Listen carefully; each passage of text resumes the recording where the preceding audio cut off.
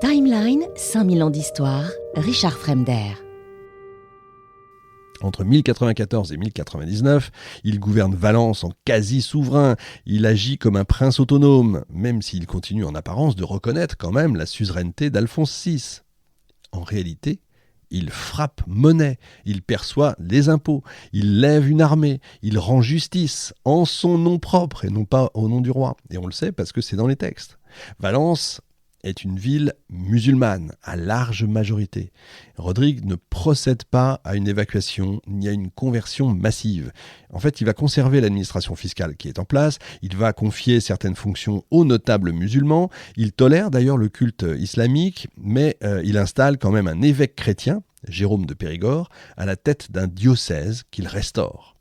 C'est donc quand même une politique de cohabitation contrôlée, et encore une fois très pragmatique. Il établit une cour multiconfessionnelle où vont coexister des chrétiens latins, des mozarabes, encore une fois des chrétiens arabophones, des juifs et des musulmans. Il va récompenser ses chevaliers fidèles avec des terres qui sont souvent prises aux élites musulmanes locales. Donc quand même, quelque part, il va diffuser la chrétienté. Mais il ne procède pas à un remplacement brutal de la population. Cette politique d'équilibre s'explique par le contexte. En fait, il ne dispose pas d'un appareil d'État capable d'une colonisation massive. Il a une armée, il n'a pas non plus des gens qui vont venir, il n'a pas de colons avec lui. Il gouverne avec ce qu'il trouve finalement en préservant la stabilité urbaine et fiscale. À partir de 1094, les Almoravides, solidement implantés à Séville, entreprennent maintenant la conquête systématique d'Al-Andalus. Leur objectif est double: soumettre les taïfas et déloger les chrétiens qui sont établis dans le sud. Nouvelle conquête. Valence, entre leurs mains depuis 1092, est une cible à reconquérir. Je dirais presque, Valence est même la cible à conquérir. En 1097 et en 1099, les Almoravides lancent des attaques contre la ville. Rodrigue les repousse, notamment à la bataille de Cuarte, où il écrase une armée musulmane nombreuse, et ça montre la solidité de ses défenses. Mais il reste en position fragile, il est isolé, il n'a pas de renfort significatif, notamment de la part d'Alphonse VI. On ne peut pas avoir le beurre et l'argent du beurre au bout d'un moment. Rodrigue gouverne une enclave chrétienne en terre musulmane, vulnérable, encerclée. Et sa mort, en juillet 99, désorganise littéralement son commandement.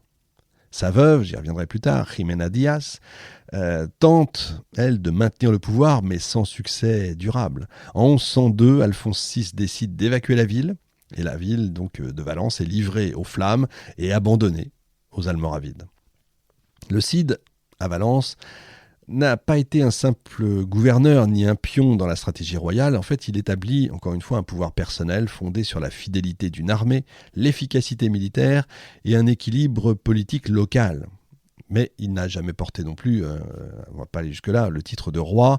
Son autorité était celle d'un prince. Il n'est pas un usurpateur, il n'est pas un vassal rebelle au sens strict. Il incarne une forme très original, assez vraiment original. Il n'y en a pas eu beaucoup d'autres, de seigneurie territoriale autonome à la frontière des mondes chrétiens et musulmans. C'est ce statut ambivalent qui fascine encore les chroniqueurs, les poètes et puis évidemment les historiens. Il n'a pas été le seul chrétien à gouverner les musulmans, d'autres l'ont fait avant lui et le feront après lui, mais il a été le seul à le faire avec une telle longévité et une telle autonomie. Alors vous allez me dire, et Chimène, alors la fameuse Chimène, Jimena Díaz, la veuve du Cid, Jimena Díaz, donc la Chimène qu'on connaît. Elle appartient, elle, à la haute noblesse des asturiennes. Elle est arrière-petite-fille du roi Alphonse V de Léon, donc c'est la cousine du roi Alphonse VI, ce qui fait d'elle une épouse politiquement prestigieuse pour Rodrigue. Leur mariage est arrangé même par le roi lui-même comme un acte de réconciliation entre le Cid et la monarchie léonaise après les conflits liés à la guerre de succession dont je vous ai parlé tout à l'heure. Le contrat de mariage est daté du 19 juillet 1074, alors que Rodrigue a près de 30 ans. Et ce contrat mentionne explicitement une dotation d'hommage, je cite, en l'honneur de sa beauté et de sa virginité, ce qui était quand même une formule traditionnelle des mariages aristocratiques à cette époque-là. Voilà, la suite de cet épisode est réservée aux abonnés premium. Pour vous abonner, c'est très simple, rendez-vous sur historicast.fr ou encore plus simple, vous cliquez sur le lien qui est dans la description juste en dessous et laissez-vous guider. À tout de suite.